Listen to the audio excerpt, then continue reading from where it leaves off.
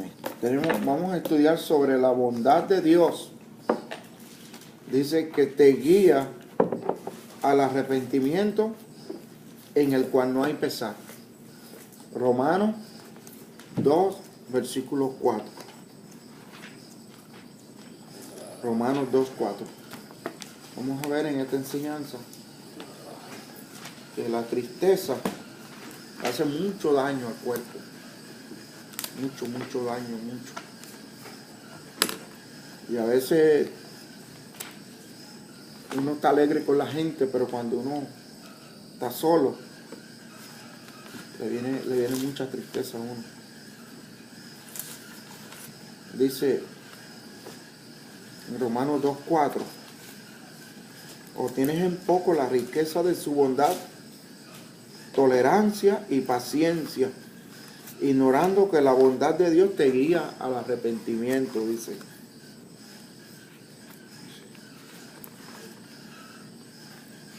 Mas por causa de tu terquedad y de tu corazón no arrepentido, estás acumulando ira para ti en el día de la ira y de la revelación del justo juicio de Dios. Pues llegó el hombre que estábamos esperando.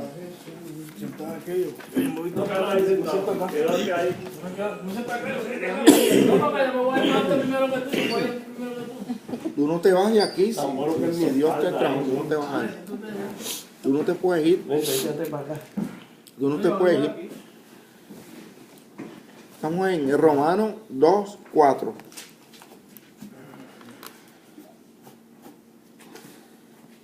Y estamos aquí en una pregunta, ¿verdad?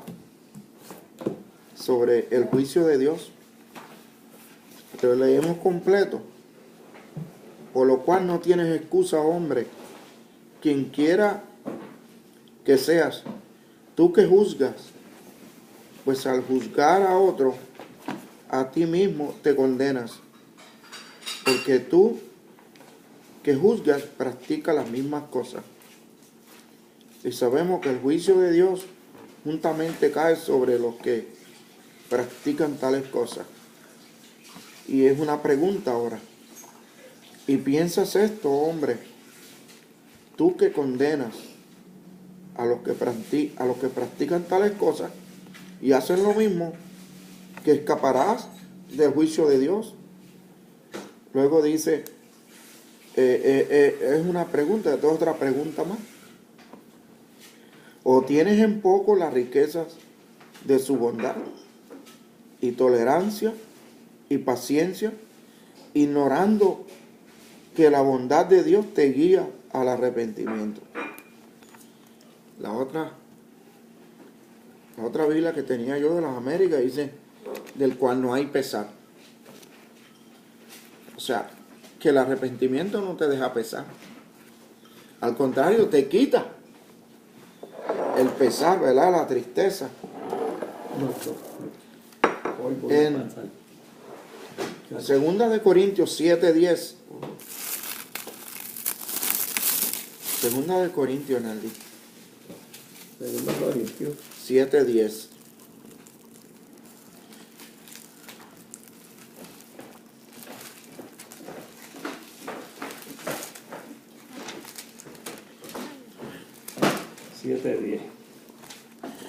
Porque la tristeza que es conforme a la voluntad de Dios produce un arrepentimiento que conduce a la salvación sin dejar pesar.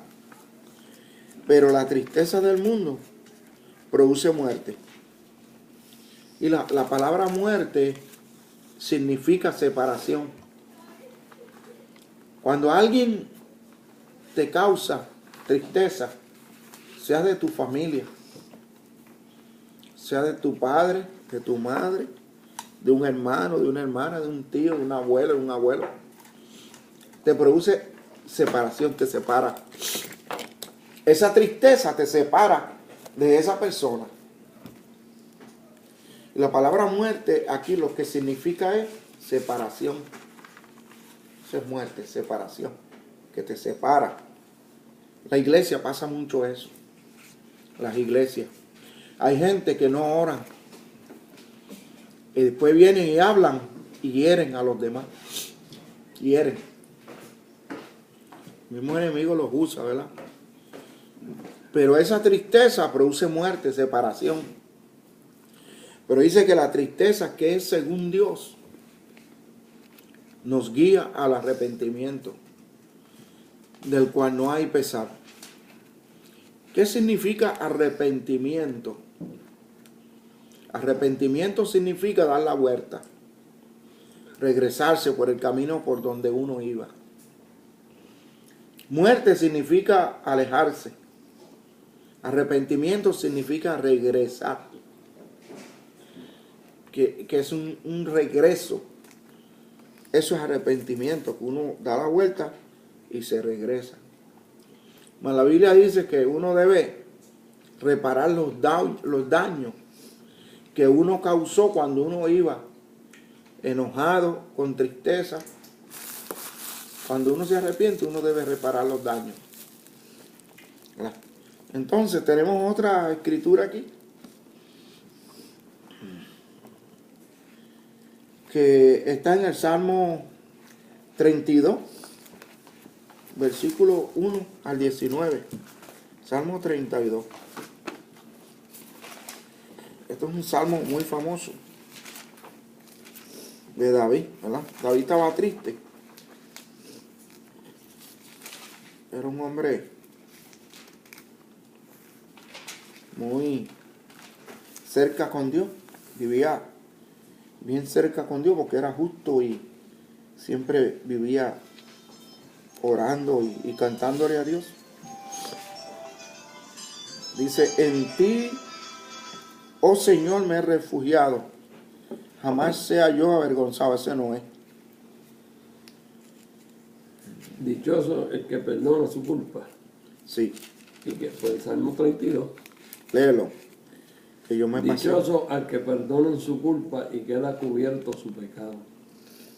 Dichoso el hombre a quien Yahvé no le imputa delito y no hay fraude en su interior.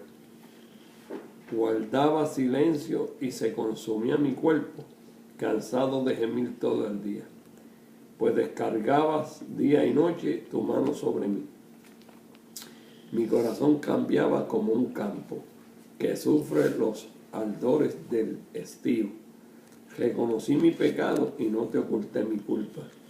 Me dije, confesaré a Yahvé mis rebeldías, y tú absolviste mi culpa, perdonaste mi pecado.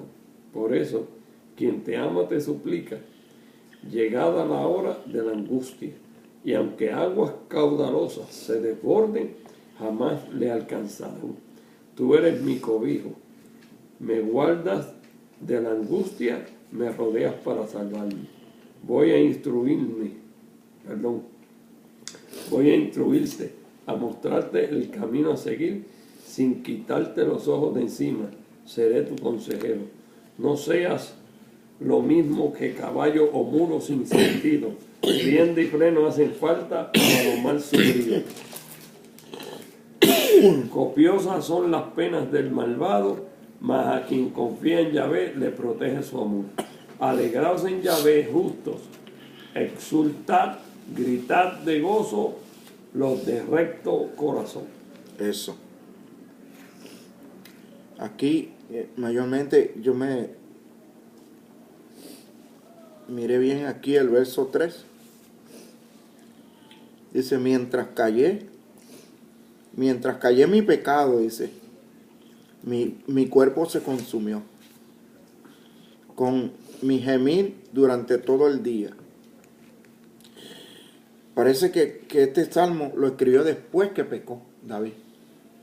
Después que se llegó a la mujer de Urías. Y ya ni podía orar ni levantar la cabeza ya. Porque ya el pecado lo estaba consumiendo. Y por eso dice,